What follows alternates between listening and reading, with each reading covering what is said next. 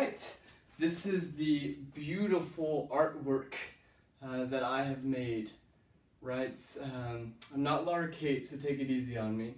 So we just finished the Megillot, and we're going to be reviewing that a little bit whenever we do our next Zoom on Sunday. But I wanted to introduce one of our new themes. So we've covered one theme so far throughout Scripture. So we've been covering the individual books in Unfold, and then we talked about the idea of temple or tabernacle, and how the dwelling of God is this theme that we see throughout Scripture. Well, now we are entering into another theme, which is covenant. Again, these are not deep dives into everything. This is books and books and books and books of work. So instead, we're just going to do an eagle-eyed view. There are a lot of different covenants in Scripture. We're going to focus on 4, and what even is a covenant, and what's the purpose. So a couple things, really quick. One, it's not just a promise. It's a lot more, has a lot more depth in it, and the purpose of it kind of changes. And what we see is it's an agreement entered between a couple of people, right? And so we'll say it in that way. It's much more complicated than that, especially whenever we have covenant where God creates the covenant with himself. He promises on himself. Anyway, so we're just going to say, just for base instance, that it's an agreement between 2 parties. And again, not just a promise, because what we're going to see throughout Scripture, and one of the dominant things I want to show, is that it's actually an instrument for relationship. That is the biggest thing that I want to take away, that I want y'all to take away from this. Covenant is an instrument that God uses for relationship. Because at first, what we see is God is not known by his people. He walks with Adam, but there's this consistent theme that pops up where God is not known, even by his own people. So there was a type of covenant that we see in a lot of ancient Near Eastern kings, where the kings would actually create a covenant with their people. And so it's kind of based around this. Because as we see throughout Scripture, there is this walking alongside of humanity as they grow in understanding, and that's where we see the law come in, as a tool for God to develop deeper relationship, to make himself known.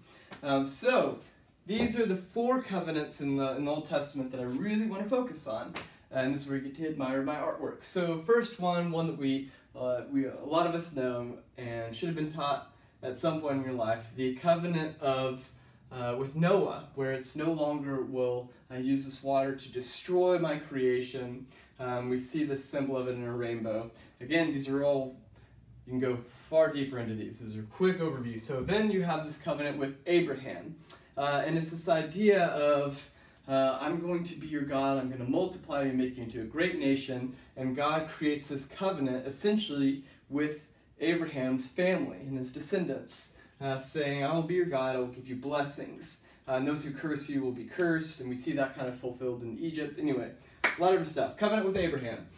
Third one, we see a covenant, this tool for relationship with Moses, where it's the law. And so this law is, I will be your God if you will be my people.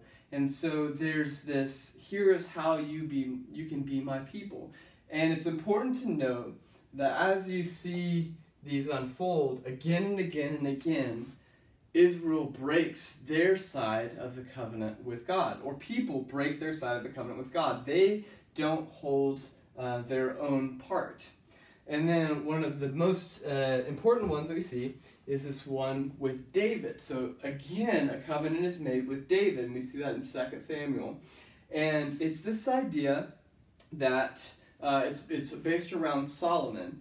You will have this throne, your house will be my house, and there will be an eternal aspect to it. Of course, oversimplified again, but your throne, house, and the eternality of it. So these 3 columns that Israel bases their identity on. And one of the reasons that's so important is because we see each one of these collapse, and that's where you have the invasion of Babylon. And that's one of the reasons they're so heartbroken. And we saw in Lamentations and all these books, because they were like, wait a minute, I thought these pillars were holding us up. You were not going to abandon us. I thought our house was going to be eternal. I thought your throne was going to be forever. And I thought you would be in this house forever. What has happened? And what they're doing is they're misreading even the covenant. And we see that even more with the coming of Christ, where people are still misreading this covenant. And so, This instrument for relationship, covenant, we see 4 big ones. And what I want to really push then is we see, after the collapse of these 3 pillars, a new covenant enter in. And it's Jeremiah 31, so this is after a lot of things have happened, and we see this beautiful scripture. The days are coming, declares the Lord, when I will plant the kingdoms of Israel and Judah with the offspring of people and of animals. Just as I watch over them to uproot and tear down, to overthrow, to destroy, and bring disaster, so I will watch over them to build and to plant, declares the Lord. And listen to this part. The days are coming, declares the Lord, when I will make a new covenant with the people of Israel, with the people of Judah. It will not be like the covenant I made with their ancestors, when I took them by the hand and led them out of Egypt, because they broke my covenant, though I was a husband to them, declares the Lord. This is the covenant I will make with the people of Israel after that time, declares the Lord. I will put my law in their minds and write it in their hearts. I will be their God, and they will be my people. No longer will they teach their neighbor or say to one another, know the Lord, because they will all know me, from the least of them to the greatest, declares the Lord. For I will forgive their wickedness, and I will remember their sins no more. And it even goes on, but that's one of the most beautiful things. So we see these 4 covenants unfold, and consistently humanity just breaks this covenant. We saw it in Hosea, remember, with Gomer, and this illustration of you are leaving me and constantly selling yourselves to these other gods, right? Breaking this covenant. They're kind of how we talk about husband and wife, like this breaking of a covenant. This is an agreement by 2 people as a way to have relationship, and Israel's not holding up their side. So God says there's going to be a new covenant. I want you to look to this, and you will be my people. All will know me. You won't have to just teach people, and this whole thing that I've wanted from the beginning, relationship, will be fulfilled. And so as a sneak peek, kind of where we see this fulfilled is in Luke 22:20, just the last part here. So Luke 22:20, and then it says this.